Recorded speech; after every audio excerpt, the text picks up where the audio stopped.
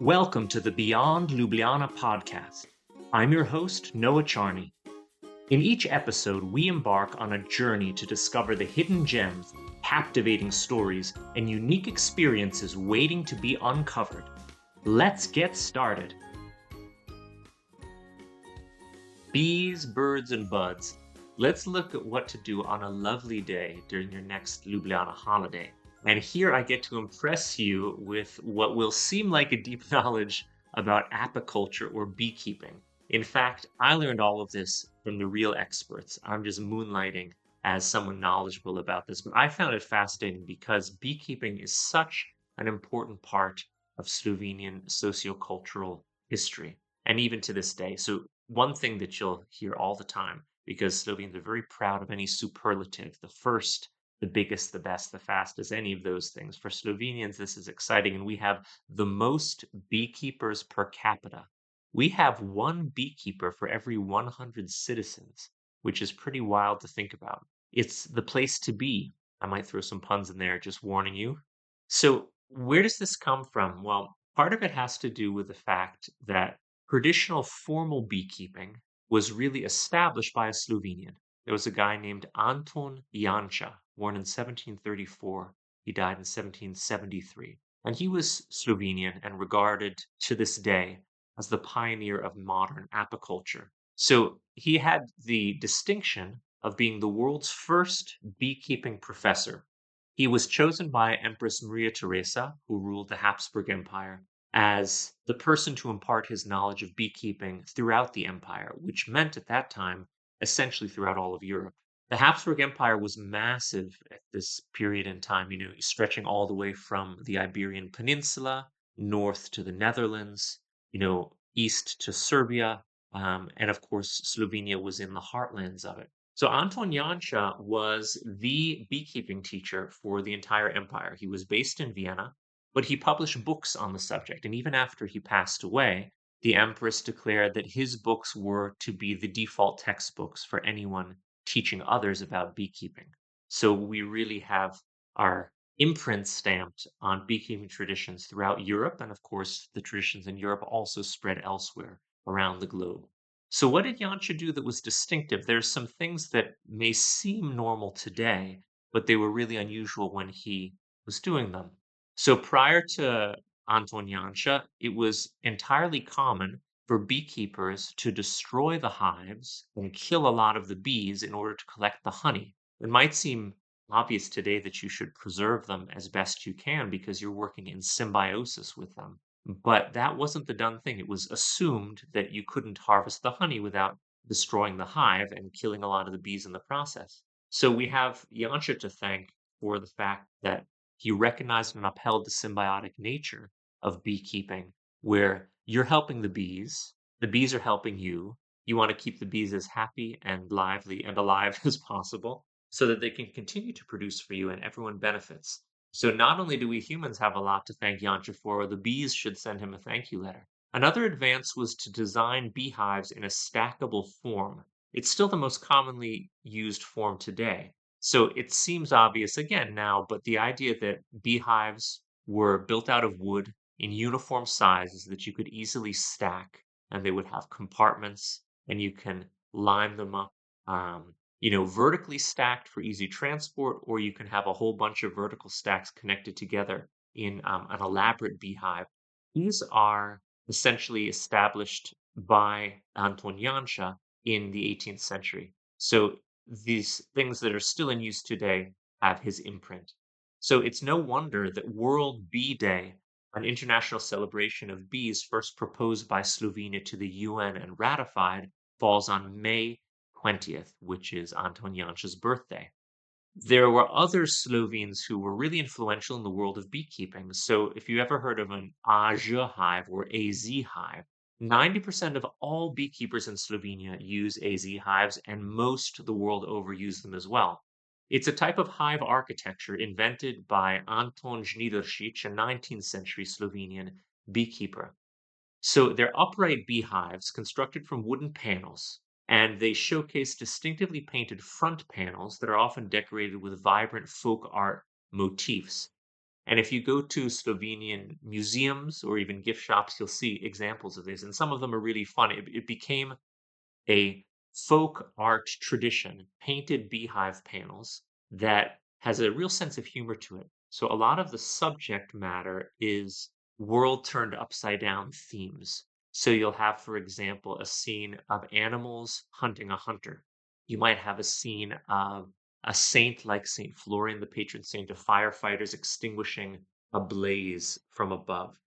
You might have the devil chasing dormice or sharpening the tongue of an old woman on a grindstone, which is a joke about someone being gossipy. These things that essentially illustrating cliches, idiomatic phrases, or legends that were then enshrined on these beehive panels. And coloring beehive panels is useful because bees can distinguish the color enough to more easily find their home when they fly back to it. But in most countries, they're painted solid bright colors. And here we have this tradition of the elaborately painted, but in a folksy way. These are not usually painted by professional painters, but people who are doing this as a sideline for fun. Um, Slovenia is also renowned for an indigenous breed of bee called the Carniolan gray honeybee, Apis mellifera carnica, and it is beloved around the globe for its gentle temperament, its resilience, and excellent honey yields. It's in fact the second most popular bee in the world. As soon as I hear the second most popular, my first question is, well, what's the first? The first is the Italian honeybee, and they are ideally suited to tropical environments, but not temperate or alpine ones. So if you hail from a tropical country, the most common bee you'll find there that is imported is the Italian honeybee. But they're often grumpy and they can have more problems than the Carniolan gray is really, it's like the lapdog of the bee world. They're friendly, they don't want to sting you, they're easy to work with, and they are perfectly suited for temperate and alpine regions. And so you get them all over the world. So from the animal itself to the traditions associated with it, Slovenes are way into beekeeping and they produce really delicious things out of honey. They also produce things that I didn't think to eat or like pollen. So there's a special membrane that you can put over your beehive that the bee has to pass through when they've been around collecting pollen from flowers.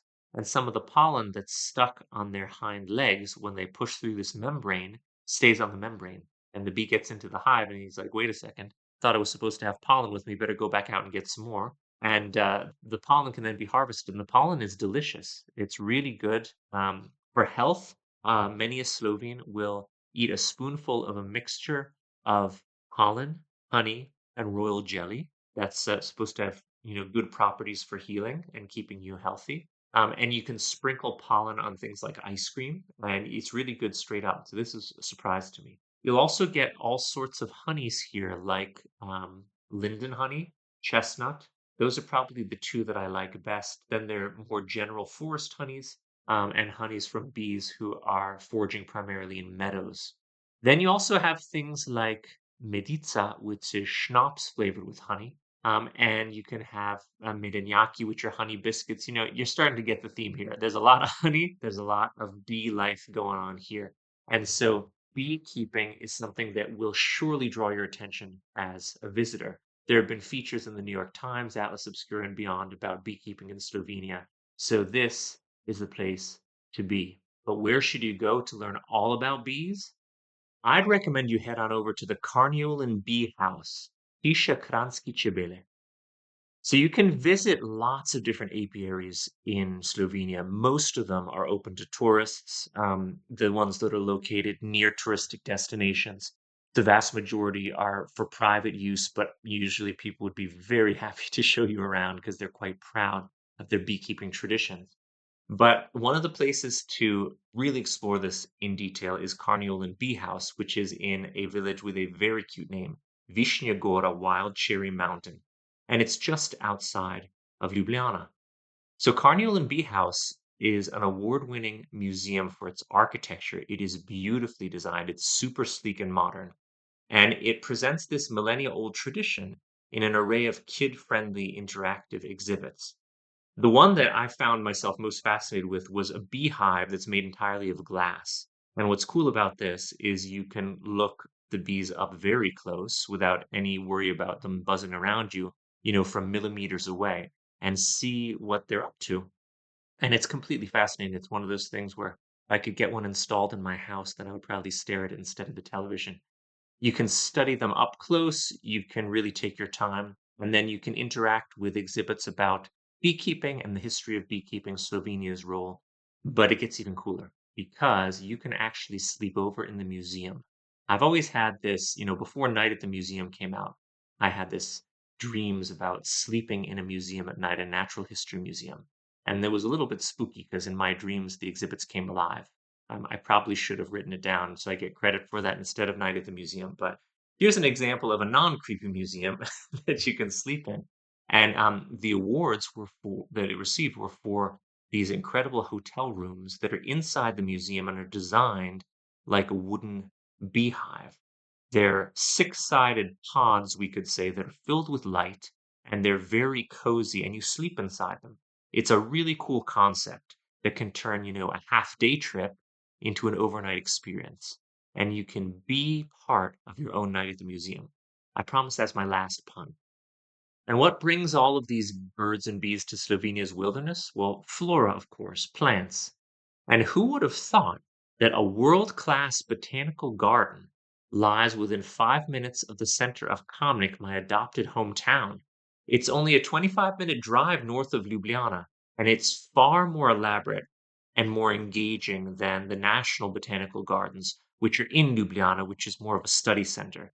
If you're into botanical gardens, this is the place to be, and I go there as often as I can. It's called Arboretum at Wolf Creek, Arboretum Volci Potok, and it was once an elaborate estate around a castle that no longer stands.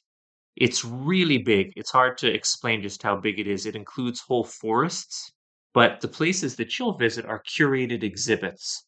So there's a butterfly exhibit, orchids, cacti. In season, there are hundreds of thousands of tulips that are planted in very beautiful sections. There's some ponds like koi ponds. There's an English garden. There's a neoclassical style French garden. There's a hedgerow maze. It's very nicely divided into these sections, each of which is thematic. And you can do a big loop walking through everything but the forested section, or a really big loop if you want to include the forested parts. And it's nicely labeled so you can recognize what plants and trees you're looking at. There are several cafes and stands within it, so you can really go there for a whole day. You can bring a picnic or eat something there.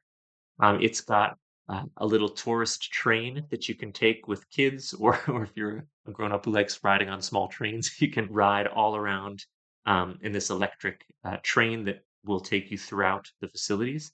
But what's really cool is the kid section. So if you have little kids, then this is the place that you're going to want to go. It's entirely possible that this would be the number one highlight of their visit to Slovenia. It has playground areas, but, like, really good playground areas. So, covered in jungle gyms, kid-sized safe zip lines, hedgerow maze with a tower they can climb at the center of it, obstacle courses, trampolines built into the ground so you don't have to worry about them falling off, because if they fall off it, they're falling, just onto onto the grass next door. It's got life-size whale you can climb in. It has many life-size statues of dinosaurs that move, they're mechanized. So this is cool. It also will have periodic pop-up exhibits. It's got a jungle gym in the shape of a sunken pirate ship. It's really something that kids, like, their eyes bug out when they see it, and they cannot wait to go back, and it's so elaborate, you could easily spend a whole day there. And they're very smart, they have cafes, and they have hammocks strategically located so the parents can chill out while still keeping an eye on their children. It's also a place that is quite avant-garde, and they host some contemporary art exhibits. And I'm recording this in the winter of 2023. In the spring of 2024, they're going to have an exhibit from a really prominent international contemporary sculptor, the Belgian artist William Sweetlove. And he creates colossal statues of animals in bright colors. that is really fun for children if they're not even aware that they're looking at art, and for grown-ups because there's real meaning behind what he constructs, messages behind them, but it's spectacular and really fun to see. And there's going to be over 100 of his statues in Arboretum and also around Kamnik in the spring through the fall of 2024. So that's something that you should certainly visit if you're listening to this in time to do so. But it's an example of Arboretum really doing things the right way and taking advantage of the beautiful space that's offered to them.